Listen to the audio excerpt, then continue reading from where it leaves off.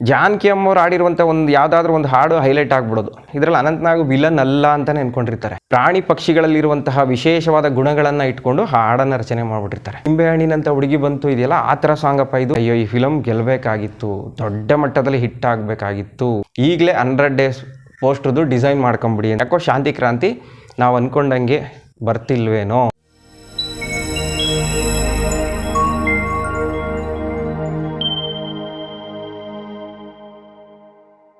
ಶಾಂತಿ ಕ್ರಾಂತಿ 90ರ ದಶಕದ ಕನ್ನಡ ಚಿತ್ರರಂಗದ ಹೈ ಬಡ್ಜೆಟ್ ಸಿನಿಮಾ.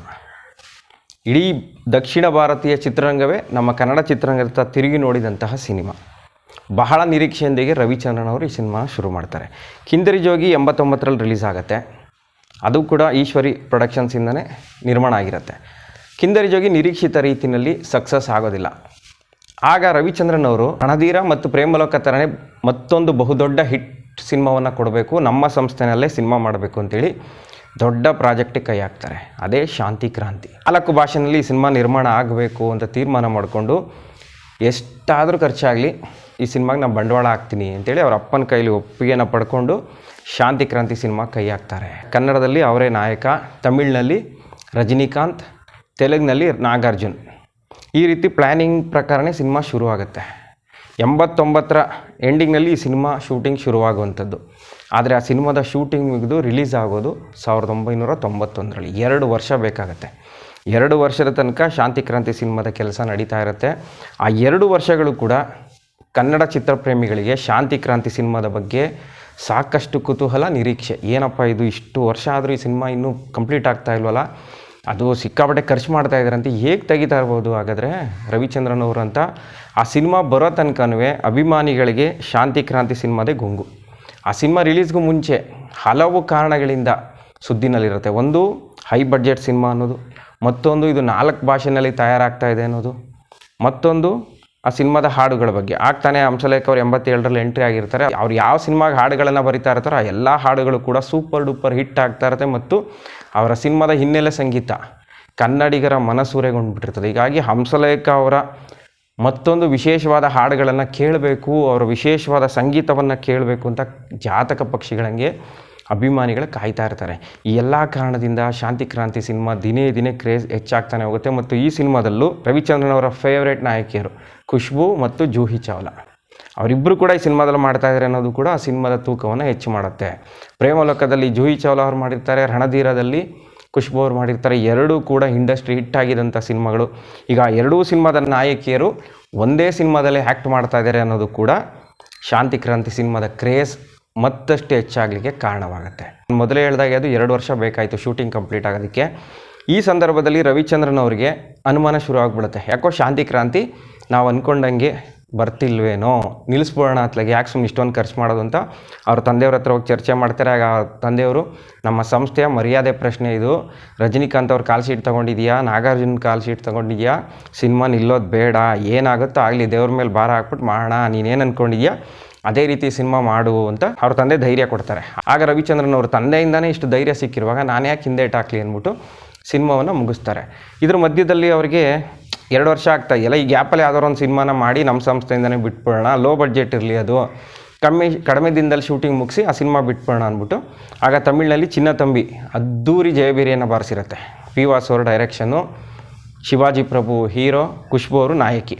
ಆ ಸಿನಿಮಾ ತಮಿಳ್ನಾಡಲ್ಲಿ ಧೂಳು ಎಬ್ಬಿಸ್ಬಿಟ್ಟಿರ್ತದೆ. ಆ ರಿಮೇಕ್ ರೈಟ್ಸನ್ನು ತಗೊಂಡು ಕನ್ನಡದಲ್ಲಿ ಸಿನಿಮಾ ಮಾಡಿಬಿಡೋಣ, ಹೇಗೂ ಶಾಂತಿ ಕ್ರಾಂತಿ ಲೇಟ್ ಆಗ್ತಾಯಿದೆ, ದುಡ್ಡಿಗೂ ಸಮಸ್ಯೆ ಆಗ್ತಾಯಿದೆ, ರಾಮಚಾರಿ ಸಿನಿಮಾದಲ್ಲಿ ಲಾಭ ಬಂದರೆ ಆ ದುಡ್ಡನ್ನ ಶಾಂತಿ ಕ್ರಾಂತಿಗೆ ಹಾಕೋಬೋದು ಅಂತೇಳಿ ರಾಮಚಾರಿ ಶುರು ಮಾಡ್ತಾರೆ. Ramachari direction D Rajendra Babu.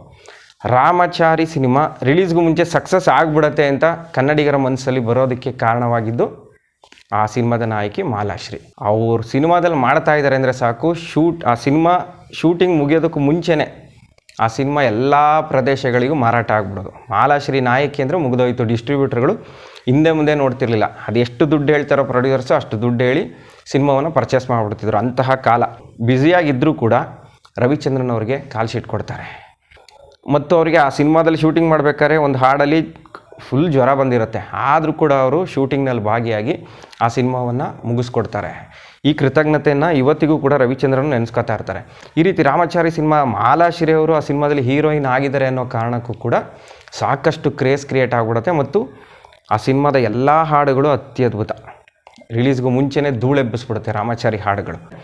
ರವಿಚಂದ್ರನ್ ಅವ್ರಿಗೂ ಕೂಡ ರಾಮಾಚಾರಿ ಸಿನಿಮಾ ಖಂಡಿತವಾಗಿಯೂ 100 ಡೇಸ್ ಹೋಗುತ್ತೆ ಅನ್ನೋ ನಂಬಿಕೆ ಬಂದ್ಬಿಡುತ್ತೆ. ಹೀಗಾಗಿ ಅವರ ಪ್ರೊಡಕ್ಷನ್ ಅವ್ರಿಗೆ ಹೇಳ್ತಾರಂತೆ, ಇದು 100 ಡೇಸ್ ಖಂಡಿತ ಹೋಗುತ್ತೆ ಕಣ್ರೋ, ಈಗಲೇ 100 ಡೇಸ್ ಪೋಸ್ಟ್ರದ್ದು ಡಿಸೈನ್ ಮಾಡ್ಕೊಂಬಿಡಿ ಅಂತೇಳಿ ರಾಮಾಚಾರಿ ರಿಲೀಸ್ಗೂ ಮುಂಚೆನೇ ರವಿಚಂದ್ರನ್ ಅವ್ರು ಹೇಳಿರ್ತಾರೆ. ಅದೇ ರೀತಿ ರಾಮಾಚಾರಿ ಇಂಡಸ್ಟ್ರಿ ಹಿಟ್ ಆಗುತ್ತೆ.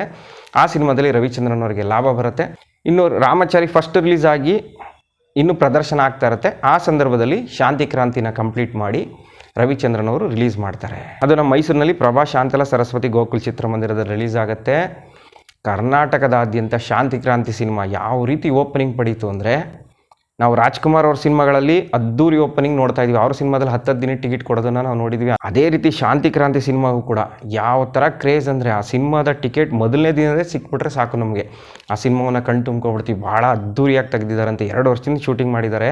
ಅದ್ಭುತವಾಗಿ ಬಂದಿರುತ್ತೆ ಅನ್ನೋ ಕಾರಣಕ್ಕೆ ರಾಜ್ಯಾದ್ಯಂತ ಶಾಂತಿ ಕ್ರಾಂತಿ ಸಿನಿಮಾ ಮೊದಲ ವಾರ ಆ ಭರ್ಜರಿ ಓಪನಿಂಗ್ ನೋಡ್ಬಿಟ್ಟು ಆ ಸಿನಿಮಾ ಅದ್ದೂರಿ ಜಯಬರಿ ಬಾರಿಸುತ್ತೆ ಅಂತಲೇ ಎಲ್ಲರೂ ಅಂದ್ಕೊಂಬಿಟ್ಟಿರ್ತಾರೆ. ಆದರೆ 2ನೇ ವಾರದ ನಂತರ ಕಲೆಕ್ಷನ್ ಡ್ರಾಪ್ ಆಗಿಬಿಡುತ್ತೆ.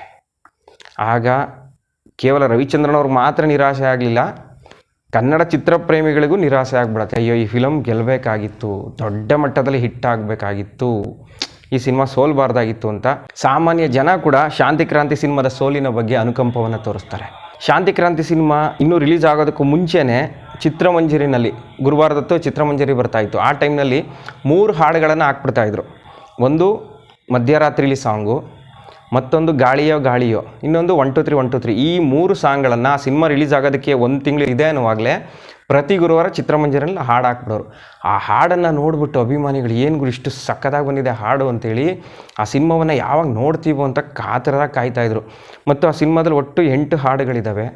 8 ಹಾಡುಗಳ ಪೈಕಿ 7 ಹಾಡುಗಳನ್ನು SP ಬಾಲಸುಬ್ರಹ್ಮಣ್ಯಂ ಅವರೇ ಹಾಡಿರ್ತಾರೆ. 7 ಕೂಡ ಅತ್ಯದ್ಭುತ. ಇನ್ನು 6 ಹಾಡುಗಳನ್ನು ಜಾನಕಿ ಅಮ್ಮ ಅವರು ಹಾಡಿರ್ತಾರೆ. ಹಂಸಲೇಖ ರವಿಚಂದ್ರನ್ ಕಾಂಬಿನೇಷನ್ ಸಿನಿಮಾಗಳಲ್ಲಿ ಎಲ್ಲ ಹಾಡುಗಳು ಕೂಡ ಸೂಪರ್ ಡೂಪರ್ ಹಿಟ್ ಆಗ್ತಿತ್ತು. ಆದರೆ ಜಾನಕಿ ಅಮ್ಮ ಅವರು ಹಾಡಿರುವಂಥ ಯಾವುದಾದ್ರೂ ಒಂದು ಹಾಡು ಹೈಲೈಟ್ ಆಗಿಬಿಡೋದು. ಅದೇ ರೀತಿ ಶಾಂತಿ ಕ್ರಾಂತಿಲೂ ಕೂಡ 2 ಹಾಡು ತುಂಬಾ ಹೈಲೈಟ್ ಆಗಿಬಿಡುತ್ತೆ. ಯಾಕಂದರೆ ಜಾನಕಿ ಅಮ್ಮನವರು ಒಂದು ಹಾಡಲ್ಲಿ ಮಕ್ಳ ಥರನೂ ಹಾಡಿರ್ತಾರೆ, ದೊಡ್ಡವ್ರ ಥರನೂ ಹಾಡಿರ್ತಾರೆ. ಆ ಹಾಡು ಬಗ್ಗೆ ಹೆಚ್ಚು ಚರ್ಚೆ ಆಗ್ಬಿಡೋದು. ಏನು ಗುರು ಜಾನಕಿ ಅವರು ಆ ಮಗು ಥರ ಆಡ್ತಾಯಿದ್ರೆ ಮಗುವಿನ ರೀತಿಯೇ ಇರುತ್ತೆ, ದೊಡ್ಡವರು ಆಡ್ತಾಯಿದ್ರೆ ದೊಡ್ಡವರೇ ಆಡ್ತಾಯಿದ್ರೆ ಏನು ಈ ಥರ ಟಕ್ ಅಂತ ವಾಯ್ಸ್ ಚೇಂಜ್ ಮಾಡ್ತಾರೆ ಅಂತೇಳಿ ಆ ಹಾಡುಗಳ ಬಗ್ಗೆ ಚರ್ಚೆ ಆಗ್ಬಿಡೋದು. ಈ ರೀತಿ ಜಾನಕಿ ಅಮ್ಮನವರ ಹಾಡುಗಳು ಕೆಲವು ವಿಚಾರಗಳಲ್ಲಿ ತುಂಬಾ ಸದ್ದು ಮಾಡಿಬಿಡೋದು. ಮಧ್ಯರಾತ್ರಿಲಿ ಸಾಂಗು ಅದು ಅತ್ಯದ್ಭುತವಾದ ಗೀತೆ. SPB ಮತ್ತು S ಜಾನಕಿ ಅವರು ಹಾಡಿರೋದು. ಆ ಹಾಡನ್ನು ಕೇಳಿದಂಥವರು ಇದು ಪ್ರೇಮಲೋಕದಲ್ಲಿ ನಿಂಬೆಹಣ್ಣಿನಂಥ ಹುಡುಗಿ ಬಂತು ಇದೆಯಲ್ಲ ಆ ಥರ ಸಾಂಗಪ್ಪ, ಇದು ಆ ಥರ ಬರ್ತಾ ಇದೆ ಇದು ಅಂತೇಳಿ ಆ ಸಿನಿಮಾದ ಹಾಡುಗಳನ್ನು ಕೇಳಿನೇ ಈ ರೀತಿ ಲೆಕ್ಕಾಚಾರ ಹಾಕ್ಬಿಡೋರು. ಆ ಸಿನಿಮಾ ಬರೋದಕ್ಕೂ ಮುಂಚೆ ಕ್ಯಾಸೆಟ್ ರಿಲೀಸ್ ಆಗುತ್ತೆ. ಕ್ಯಾಸೆಟ್ ಸೇಲ್ ಯಾವ ಥರ ಆಯಿತು ಅಂದರೆ, ರಣಧೀರ ಪ್ರೇಮಲೋಕ ಸಿನಿಮಾ ಯಾವ ಥರ ಕ್ಯಾಸೆಟ್ ಸೇಲ್ ಆಗಿತ್ತು ಅದೇ ರೀತಿಯಲ್ಲಿ ಶಾಂತಿ ಕ್ರಾಂತಿ ಕೂಡ ಭರ್ಜರಿ ಧೂಳೆಬ್ಬಿಸ್ಬಿಡುತ್ತೆ. ಯಾರ್ಯಾರು ಕನ್ನಡ ಚಿತ್ರಗಳನ್ನು ನೋಡುವಂತಹ ಪ್ರೇಮಿಗಳಿದ್ದಾರೋ ಅವರೆಲ್ಲರ ಮನೆಯಲ್ಲೂ ಶಾಂತಿ ಕ್ರಾಂತಿ ಸಿನಿಮಾದ ಆಡಿಯೋ ಕ್ಯಾಸೆಟ್ ಇರುತ್ತೆ. ಅವ್ರು ರಾಜ್ಕುಮಾರ್ ಅಭಿಮಾನಿ ಆಗಲಿ, ವಿಷ್ಣುವರ್ಧನ್ ಅವರ ಅಭಿಮಾನಿಗಳಾಗಿರಲಿ, ಅಥವಾ ಅಂಬರೀಷ್ ಅಭಿಮಾನಿ ಯಾರಾದರೂ ಆಗಿರಲಿ, ಎಲ್ಲರ ಮನೆಯಲ್ಲೂ ಶಾಂತಿ ಕ್ರಾಂತಿ ಸಿನಿಮಾದ ಆಡಿಯೋ ಕ್ಯಾಸೆಟ್ ಇರುತ್ತೆ. ಆ ಹಾಡುಗಳನ್ನು ಕೇಳಿ ಸಿನಿಮಾ ಈ ರೀತಿ ಬಂದಿರುತ್ತೇನೋ ಆ ರೀತಿ ಬಂದಿರುತ್ತೇನೋ ಅಂತ ಚರ್ಚೆ ಮಾಡ್ತಾ ಇರ್ತಾರೆ. ಮತ್ತು ಆ ಸಿನಿಮಾದಲ್ಲಿರುವಂತಹ ಸಾಹಿತ್ಯದ ಬಗ್ಗೆ ಚರ್ಚೆ ಆಗುತ್ತೆ. ಒಂದು ಬರೆದಿದ್ದಾರೆ ನೋಡಿ ಹಂಸಲೇಖ ಅವರು, ಇದ್ದರೆ ನಾವು ಸುಮ್ಮನಿದ್ದಾರೆ. ಆ ಸಾಂಗ್ ಸಾಹಿತ್ಯವನ್ನು ರೆಕಾರ್ಡರ್ನಲ್ಲಿ ಕೇಳಿಸ್ಕೊಂಡು ಸಾಹಿತ್ಯ ಬರ್ಕೊಳ್ಳೋರು, ಏನು ಇದೇ ಥರ ಬರೆದಿದ್ದಾರೆ, ಏನು ಇದು ಅರ್ಥ ಆಗ್ತಾ ಇಲ್ವಲ್ಲ, ಕರೆಕ್ಟಾಗಿ ಬರ್ಕೊಳ್ಳೋಣ ತಡಿ ಅಂತ ಹೇಳ್ಬಿಟ್ಟು ಆ ಇಡೀ ಸಾಹಿತ್ಯನ ರಿವರ್ಸ್ ಮಾಡ್ಕೊಂಡು ಕೇಳಿಕೊಂಡು ಹಾಡನ್ನು ಬರ್ಕೊಂಡು ಈ ಥರ ಇದೆ ಗುರು ಅಂತೇಳಿ ಆ ಹಾಡುಗಳ ಬಗ್ಗೆ ಚರ್ಚೆ ನಡೀತಿತ್ತು. ಅದೇ ರೀತಿ ಇದ್ದರೆ ಸಾಂಗನ್ನು ಹಂಸಲೇಖ ಅವರು ಪ್ರಾಣಿ ಪಕ್ಷಿಗಳಲ್ಲಿರುವಂತಹ ವಿಶೇಷವಾದ ಗುಣಗಳನ್ನು ಇಟ್ಕೊಂಡು ಹಾಡನ್ನು ರಚನೆ ಮಾಡಿಬಿಟ್ಟಿರ್ತಾರೆ. ಆ ಸಾಂಗಲ್ಲಿ ಬರೆದಿದ್ದಾರೆ ನೋಡಿ, ಆನೆ ಹಾಗೆ ನೀನು ಕಾಡು ನಡುಗುವಂತೆ ಕಹಳೆ ಊದು, ಅಂದರೆ ಆನೆ ಕೂಗುತ್ತಲ್ಲ ಆ ಥರ ನೀನು ಕೂಗಬೇಕು. ಅನ್ಯಾಯದ ವಿರುದ್ಧ ಹೋರಾಟ ಮಾಡೋದಕ್ಕೆ ಧೈರ್ಯ ತುಂಬೋದು ಮಕ್ಕಳಿಗೆ. ಆ ಎಳೆನಿಟ್ಕೊಂಡು ಈ ಸಾಂಗನ್ನು ಬರೀತಾರೆ. ಆ ಸಾಂಗಲ್ಲಿ ಪೂರ್ತಿ ಪ್ರಾಣಿ ಪಕ್ಷಿಗಳಲ್ಲಿ ಏನು ವಿಶೇಷ ಗುಣ ಇದೆಯೋ ಆ ಗುಣವನ್ನು ಇಟ್ಕೊಂಡು ಹಂಸಲೇಖ ಅವರು ಒಂದು ಅದ್ಭುತ ಹಾಡನ್ನೇ ಬರೆದುಬಿಡ್ತಾರೆ. ಆನೆ ಹಾಗೆ ಕಾಡು ನಡುಗುವಂತೆ ನೀನು ಕಹಳೆ ಊದು, ಇರುವೆ ಹಾಗೆ ನೀನು ಸಾಲುಗಟ್ಟಿ ಚಕ್ರವ್ಯೂಹ ಮಾಡು, ನಡಿ ನೀನು ಬೆಕ್ಕಿನಾಗೆ, ನುಗ್ಗು ನೀನು ಗೂಳಿ ಹಾಗೆ, ನರಿ ಹಾಗೆ ಲೆಕ್ಕ ಹಾಕು, ಚಿರತೆ ಹಾಗೆ ಹೊಂಚು ಹಾಕು. ಮತ್ತು ಇಂಗ್ಲೀಷ್ನಲ್ಲಿ ಬರೆದಿರ್ತಾರೆ ನೋಡಿ, walk like a cat, pull like a bull, think like a fox.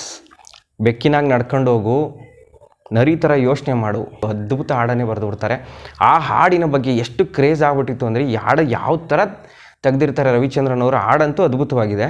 ಇನ್ನು ಈ ಹಾಡು ಯಾವ ರೀತಿ ಇರುತ್ತೆ ಅಂತೇಳಿ ಕಾಯ್ತಾ ಇರೋರು ಅಭಿಮಾನಿಗಳು. ಆ ಸಿನಿಮಾವನ್ನು ನೋಡ್ತಾರೆ. ಕೆಲವರಿಗೆ ಸಿನಿಮಾ ತುಂಬ ಇಷ್ಟ ಆಗ್ಬಿಡುತ್ತೆ, ಇನ್ನು ಕೆಲವ್ರಿಗೆ ಯಾಕೋ ಆ ಸಿನಿಮಾ ಅದರಲ್ಲಿ ಚಿಕ್ಕ ಮಕ್ಕಳನ್ನ ಹಾಕ್ಕೊಂಡು ರವಿಚಂದ್ರನ್ ಅವರು ಸಿನಿಮಾ ಮಾಡಬಾರ್ದಾಗಿತ್ತು. ಅದೇ ಅವ್ರ ಜೊತೆ ಹೋರಾಟ ಮಾಡ್ತಿರ್ತಾರಲ್ಲ ಹುಡುಗರು, ಎಲ್ಲ ಸ್ಕೂಲ್ ಮಕ್ಕಳಿರ್ತಾರೆ. ಅದ್ರ ಬದಲು ಸ್ವಲ್ಪ ದೊಡ್ಡವರಾಗಿರೋನ್ನ ಇಟ್ಕೊಂಡು ಆ ಸಿನಿಮಾದಲ್ಲಿ ಮಾಡಿದರೆ ಅದು ತುಂಬ ಚೆನ್ನಾಗಿರ್ತಿತ್ತು ಅಂತ ಎಷ್ಟೋ ಜನ ಮಾತನಾಡ್ತಾರೆ. ಮತ್ತು ಅನಂತ್ ನಾಗ್ ಅವರು ಆ ಸಿನಿಮಾದಲ್ಲಿ ವಿಲನಾಗಿ ಮಾಡಿದ್ದು ಕೂಡ ಎಷ್ಟೋ ಜನಕ್ಕೆ ಇಷ್ಟ ಆಗೋದಿಲ್ಲ. ಇದೇನಿದೆ ಅನಂತ್ ನಾಗ್ ಯಾಕೆ ವಿಲನ್ ಮಾಡಬೇಕಾಗಿತ್ತು, ಅನಂತ್ ನಾಗ್ ವಿಲನ್ಗೆ ಸೆಟ್ ಆಗೋದಿಲ್ಲ, ಬೇರೆ ಯಾರನ್ನಾರು ವಿಲನಾಗಿ ಮಾಡಬೇಕಾಗಿತ್ತು ಅಂತಲೂ ಕೂಡ ಹೇಳ್ತಾರೆ. ಆದರೆ ಅದರಲ್ಲಿ ಅನಂತ್ ನಾಗ್ ಅವರು ವಿಲನ್ನಾಗಿ ಮಾಡಲಿಕ್ಕೆ ಕಾರಣ ಒಬ್ಬ ಧಾರ್ಮಿಕ ಮುಖಂಡ ಅಥವಾ ಒಬ್ಬ ಸ್ವಾಮೀಜಿ ಆದಂಥವನು ಆಶ್ರಮ ಅಂತ ಕಟ್ಟಿ ಮೇಲ್ನೋಟದಲ್ಲಿ ಒಳ್ಳೆಯವನಾಗಿರ್ತಾನೆ, ಆದರೆ ಒಳಗಡೆ ಅವನಲ್ಲಿ ದುಷ್ಟ ಗುಣಗಳಿರುತ್ತೆ ಅನ್ನೋ ಕಾರಣಕ್ಕೆ ಅನಂತ್ ನಾಗ್ ಅವ್ರನ್ನ ವಿಲನಾಗಿ ಆಯ್ಕೆ ಮಾಡ್ಕೊತಾರೆ. ಯಾಕೆಂದರೆ ಅನಂತ್ ನಾಗ್ ಅವರು ಸಾಫ್ಟ್ ಹೀರೋ ಅಂತ ಅನ್ಸ್ಕೊಂಡಿದ್ದಂಥವ್ರು.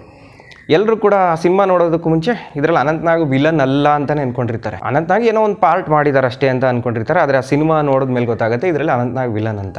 ಇಂತಹ ಪಾತ್ರಕ್ಕೆ ಅನಂತ್ ನಾಗ್ ಅವರೇ ಸರಿ. ಇನ್ನು ವಿಲನ್ ಆಗಿರೋನೇ ಹಾಕೊಂಡ್ಬಿಟ್ಟಿದ್ದಿದ್ರೆ, ಈಗ ವಜ್ರಮುನಿ, ಸುಧೀರು ಇಂಥ ಮೇನ್ ವಿಲನ್ ಅಂತ ಯಾರಿದ್ದಾರೋ ಅವ್ರನ್ನೇ ಆ ಪಾತ್ರಕ್ಕೆ ಹಾಕೊಂಡ್ಬಿಟ್ಟಿದ್ರೆ ಜನಗಳಿಗೆ ಕನ್ಫರ್ಮ್ ಆಗ್ಬಿಡೋದು, ಓ ಈತ ವಿಲನ್ ಇವನು ಅಂತ. ಅದು ಗೊತ್ತಾಗಬಾರ್ದು ಜನಗಳಿಗೆ ಅನ್ನೋ ಕಾರಣಕ್ಕೆ ಅನಂತ್ ನಾಗ್ ಅವ್ರನ್ನ ಆಯ್ಕೆ ಮಾಡ್ಕೋತಾರೆ. ಅನಂತ್ ನಾಗ್ ಅವರು ಕೂಡ ಅದ್ಭುತವಾಗಿ ಆ್ಯಕ್ಟಿಂಗ್ ಮಾಡಿರ್ತಾರೆ. ಆದರೆ ಆ ಸಿನಿಮಾವನ್ನು ಈಗ ನೋಡುವಂತಹ ಹುಡುಗರು, ಈಗಿನ ಕಾಲದ ಹುಡುಗರು, ಈ ಸಿನಿಮಾ ಭಾಳ ಚೆನ್ನಾಗಿದೆ, ಯಾಕೆ ಆಗಿ ಹೋಗಲಿಲ್ಲ, ಇದು ಈಗ ಬಿಡಬೇಕಾಗಿತ್ತು, ಆ ಸಿನಿಮಾ ತುಂಬ ಚೆನ್ನಾಗಿ ಹೋಗ್ತಿತ್ತು ಅಂತ ಯೂಟ್ಯೂಬ್ನಲ್ಲಿ ಕಮೆಂಟ್ ಮಾಡೋದನ್ನು ನಾವು ನೋಡಿದ್ದೀವಿ. ನೋಡಿ, ಅದು ಸಿನಿಮಾ ಬಂದು 30 ವರ್ಷ ಆಯಿತು, ಆದರೆ ಆ ಸಿನಿಮಾ ಅದ್ಭುತವಾಗಿದೆ ಅಂತ ಇವತ್ತಿನ ಹುಡುಗರು ಒಪ್ಕೋತಾರೆ. ಆದರೆ ಆವತ್ತಿನ ಜನಕ್ಕೆ ಶಾಂತಿ ಕ್ರಾಂತಿ ಇಷ್ಟ ಆಗೋದಿಲ್ಲ. ಆ ಶಾಂತಿ ಕ್ರಾಂತಿ ಸೋಲು ರವಿಚಂದ್ರನ್ ಅವ್ರಿಗೆ ಎಷ್ಟು ಕಂಗೆಡ್ಸಿದೆ ಅನ್ನೋದಕ್ಕೆ ಇವತ್ತಿಗೂ ಕೂಡ ಅವರು ಹೇಳ್ತಾ ಇರ್ತಾರೆ. ನನಗೆ ಇವತ್ತಿಗೂ ಕಾಡುವಂತಹ ಸಿನಿಮಾಗಳು, ನನ್ನ ನಿರ್ಮಾಣದ ಸಿನಿಮಾಗಳು ಅಂದರೆ ಒಂದು ಕಿಂದರಿ ಜೋಗಿ, ಒಂದು ಶಾಂತಿ ಕ್ರಾಂತಿ, ಮತ್ತೊಂದು ಏಕಾಂಗಿ ಅಂತ ಹೇಳ್ತಾರೆ. ಆದರೆ ಶಾಂತಿ ಕ್ರಾಂತಿ ಸೋಲ್ತು ಅಂತೇಳಿ ರವಿಚಂದ್ರನ್ ಅವರು ಸುಮ್ಮನೆ ಕೂರಲಿಲ್ಲ. ಅದಾದಮೇಲೂ ಕೂಡ ಅವ್ರ ಸಂಸ್ಥೆಯಲ್ಲಿ ಸೂಪರ್ ಡೂಪರ್ ಹಿಟ್ ಸಿನಿಮಾಗಳನ್ನು ಕೊಡ್ತಾರೆ. ಅದಕ್ಕೆ ಸಾಕ್ಷಿ ಅಂದರೆ ಪುಟ್ನಂಜ ಮತ್ತು ಸಿಪಾಯಿ.